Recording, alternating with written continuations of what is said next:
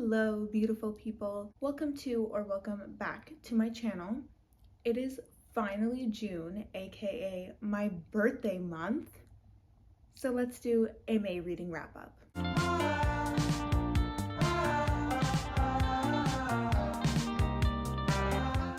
May honestly was not the best reading month for me. I read a total of 9 books, so like not bad, but the books I read were okay. They were okay. I feel like this month is gonna be better. I mean, I'm a little bit late to the party. It's like June 7th or June 8th or something like that.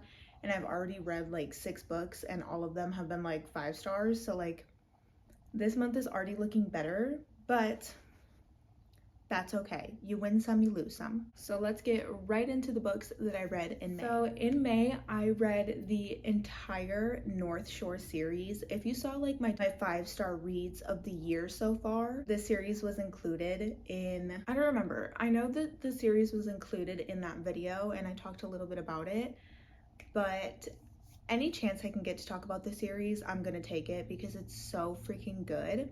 So there's 4 books in the North Shore series. There's Beautiful Fiend, Heartless Beloved, Delightful Sins, and Lawless God. Oh my gosh, they were all 4 to 4.5 stars. They were so good. The first 2 are my absolute favorite. Like Beautiful Fiend I think is my favorite, and then it would be Heartless Beloved, and then Lawless God, and then Delightful Sins. But they were all so freaking good. This series is about 2 rival gangs, and each book follows a separate couple, so they're kind of like interconnected standalones. Caden King is like, he made it to my list of my top book boyfriends pretty much immediately, but please remember that this is a very dark romance series. So please check your trigger warnings because these books are very dark. Yeah, every single book is so good in that series. And I'm really excited because I really want to read, I think Lola King has another series. It's like Loving the Reaper. Is that the only book? No, I swear it was a series. Anyway, I really want to read her other books as well. So I'm really excited to hopefully get into those soon as well. Next, I listened to I Will Break You on Audible. Maybe I shouldn't have listened to the audio and should have read it, or read it and listened to it, but I was not vibing with this book at all. I was so confused, and even when things cleared up, I was still confused. I still didn't understand what the fuck was happening and what was going on. It just, I wasn't vibing with it. Maybe I'll give it like another chance and like listen to it and read it when I'm in like a different mood. I don't know, maybe I wasn't in the mood for that kind of book. I don't know, but this book, I don't even know how to explain it. Like, this girl has a pen pal with a guy in prison and they start a relationship, but he's on death row and then he ends up being executed. But I don't even know how to explain this without 1, spoiling it, and 2, because I don't know what the fuck happened in that book. If I'm being so for real, like the plot was just all over the place, and I didn't rate it on Goodreads because I was like, I have no idea what I would even rate this, but now I would say maybe like a 1.5 to a 2 stars. I don't know, man. I know a lot of people love the book, so maybe, like I said, maybe it was an issue where I should have read it instead of listened to it. Maybe I should try again when I'm in a different mood. I don't know, but all I know is that I was not vibing with this book at all, and I did not like it. I was like, why did I waste so much of my time listening to this audiobook? It was bad. It was really bad. Definitely not for me. Not for me at all. Then I read Chasing the Wild. Okay, so this is an ex's dad romance. Did I say that right? Did I say that right? Ex's dad? Yeah. Basically, our FMC is trying to reach her ex to drop off his stuff, and he owes her money, so she's like trying to go get her money, trying to drop off his stuff, runs into his dad, ends up being stranded on the ranch that his dad lives on. You get the idea. You get the idea. I actually didn't mind this book. I also listened to this book, and I actually didn't mind it at all. I ended up rating it a 3.5 star. It was good. The plot was interesting. The spice was pretty good. However, it was kind of giving Credence vibes. And if you follow me on TikTok and Instagram, you'll know that I did not really vibe with Credence. Like, Credence kind of gave me an ick. I did not like Credence. Well, it's not that I didn't like it. It wasn't really my cup of tea. I think I gave it like a 3 star, maybe. I don't know. It just kind of made me cringe and icked me out. And this book definitely gave Credence vibes to me for some reason. And some scenes and some things that were said were really cringy and kind of gave me the ick. And like I said, I didn't really vibe with Credence, but I feel like if you liked Credence, I feel like you'll really like this book. And I also have a hard time because I'm not like a cowboy romance type of girl, like at all. I don't like cowboy romances. But I had asked my Instagram for like cowboy romance recs because I was kind of like in the mood. Like, I was seeing all these Elsie Silver books all over the place, and I was like, damn, like maybe I should try reading a cowboy romance. So I had asked my Instagram, and they had recommended me this series along with a couple others that I'm going to try as well. But they had recommended me this series because it's not so much cowboy, it's more like small town type of deal. And I will agree with that. It's not super cowboy romancy, but it still had like a little bit. So that was also kind of giving me the ick a little bit. Like I said, the main thing is that it was giving like lots of Credence vibes, and some of the things that were said and done were very cringy. But it wasn't bad. It wasn't bad. I heard that this is like everyone's like least favorite of the series, and then as you go on into the series, the better the books get. So I do think I'll probably end up reading the rest of the series or listening to them on audio. I'm just not like itching to read the next ones. Like, it's not something that I'm like, oh my god, I can't wait to, like, I need to read this now. It's something like, okay, well, if I have a free credit on Audible and I don't know what else to get, maybe I'll get the next in the series and listen to that type of thing. You know what I'm saying? You get what I'm putting down? Okay. Then I read Consider Me by Becca Mack, and I gave this book a 3 star. Again, okay, maybe my issue with last month was that I kept trying to push myself out of my comfort zone because I hate sports romances. Like, something about it gives me the biggest ick. Like, what's that book? Oh yeah, like even on here. Oh, I'll talk about this book too. But I am not a sports romance girly at all. I have read multiple and I hated every single one. Okay, hate's a strong word, but I don't like sports romances. And so this book, though it was good, it's also a hockey romance type of deal. And I didn't like that at all. The MMC in the beginning was kind of disgusting.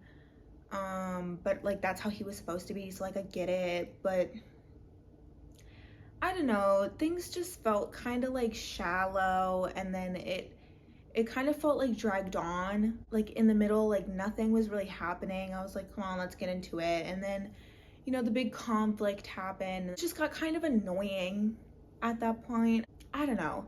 Like I said, I gave it a 3 star, so it's not like I hated it. I enjoyed it. The plot was interesting, the story was interesting. It was enjoyable to an extent, but I don't like hockey romances. It felt a little dragged on in the middle. The end was like annoying, like just Like, what do you, okay, whatever. And then the ending also, I think it was this book that the ending felt kind of rushed as well. This is another one that I listened to on audio. So maybe that could be my issue. Like, I'm just now kind of getting into audiobooks, and I know sometimes a lot of people prefer reading the book instead of the audiobook if the audiobook isn't that good. But that didn't seem like my issue because the audiobook was good. I think it was just the book. I think honestly, if I wasn't reading the audiobook, I would have DNF'd the book because I don't think I would have wanted to sit there and read through that. I don't know. Like I said, I gave it a 3-star. It wasn't bad, but I also don't like hockey romances. So I think that's more of a me problem, if I'm being honest. I think my problem this month was that I kept just trying new things, and not even new things, just things that I know that I don't like, and kept trying to give them another chance when I know that I don't like that. Cowboy romances and sports romances, I don't like. I think I just need to stay away from them. I'm more into the stalkers, the psychopaths, the unhinged MMCs. That's my jam. I think I need to stop playing with these sportsy hillbilly men because they're just not for me. They're not for me. They give me the biggest ick. I can't do it the second that like a horse is involved or something. I'm like, count me out. Get me out of here. So maybe that's just my issue. So take this with a grain of salt, because if this is your cup of tea and you enjoyed these books, that's amazing. It's just not for me. It's the same way that, like, you know, some people will find the types of books I read to be insane. That's okay. That's okay. Reading is subjective. It's okay to not like the same books. I'm not hating on these books by any means. Like I said, I think it's just a me problem. Like, those aren't the types of books that I like to read, and those aren't the books that I usually read. So my opinions are going to be different from people who do like those kinds of books, and nothing's wrong with that. Nothing is wrong with that. Next, I'm so upset by this book, honestly, is Enigma by Runix. The way that I was so excited for this book. I loved Gothicana. Gothicana was one of my first dark romance books that I had ever read. And I think it was my first like dark academia. Like, it was a first for me for a lot of different things, and that book holds such a special spot in my heart, and I loved it so much.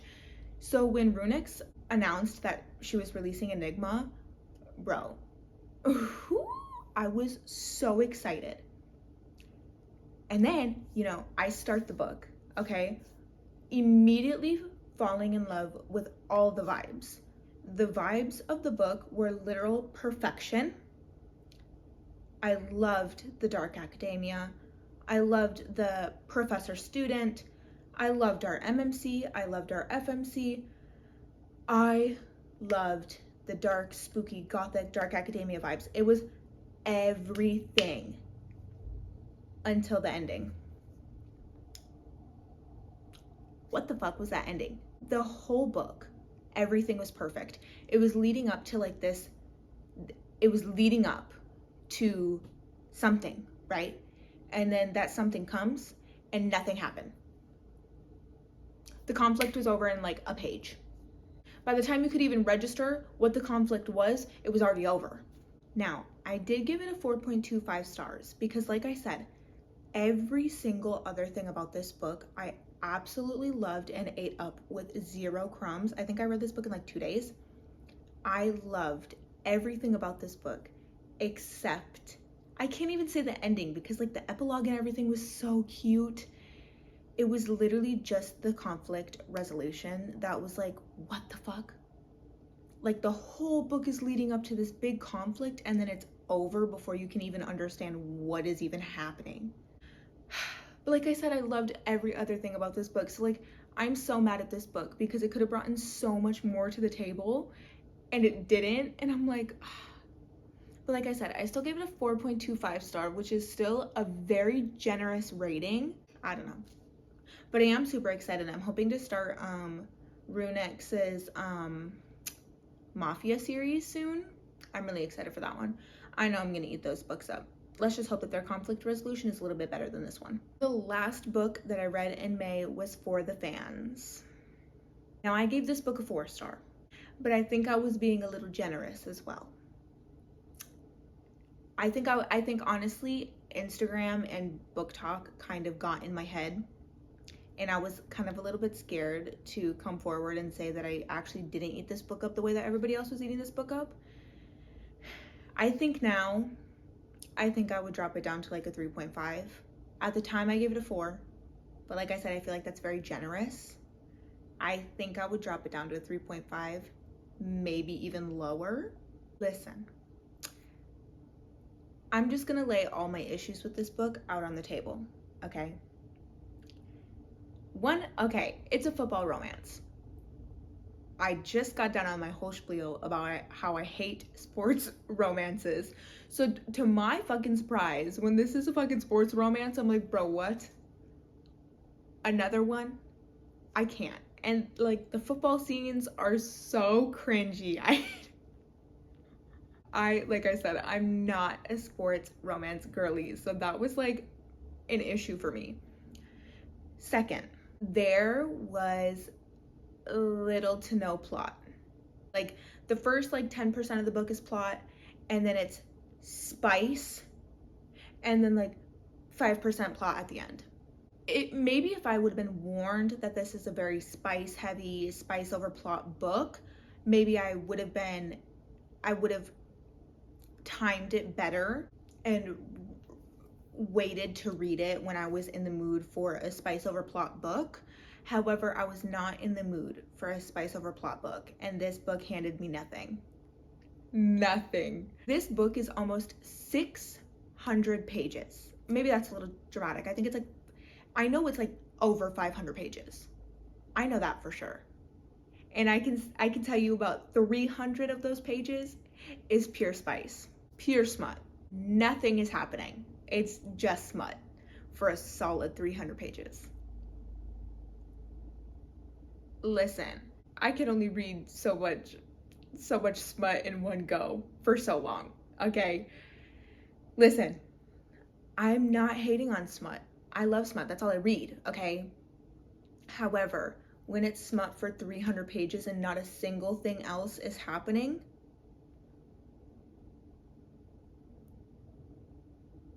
what the fuck? And then the ending just didn't really do it for me. Honestly, maybe I would even drop it down to a 3. I really think that I let the hype of this book cloud my judgment on my rating, because I was kind of scared to hate on a book that so many other people loved. And like there were people that were like crying over this book, and I was like, where the fuck are we reading like the same book? I don't think we're reading the same book. And I think I was like a little bit scared, honestly, and I let other people's ratings and reviews cloud my judgment. I think honestly it would be like a 3-star, 3.5 star maybe. I don't know. I'm having a really hard time rating this book, and I've honestly never had a hard time rating this book, and I never had an issue with not hating on a book, but not liking a book that so many other people love. So I don't know why I'm having such a hard time with this book, but I just didn't like it. This book pretty much gave me nothing. And I was really excited because this was going to be like help me get in the door to romance, because I've only read a couple romances so far. Chokehold was my first, and I fucking devoured it. I loved Chokehold. And I've read a couple others. I don't think I've read any other romances that I remember, but I know I have read like a couple like MFM, Reverse Harem. I've read plenty of those. So I was excited to read another like just romance, because like I said, I think Chokehold was my only other one and I loved it so much. And then this one, I was like, I don't like that. Oh. But it's so hyped. It's just not for me. And that's okay. You know what? I'm gonna stop feeling guilty for not liking a book that everybody else seems to love, because that's my opinion. And you know what? There's probably other people out there that don't like it either. And those are all the books that I read in May.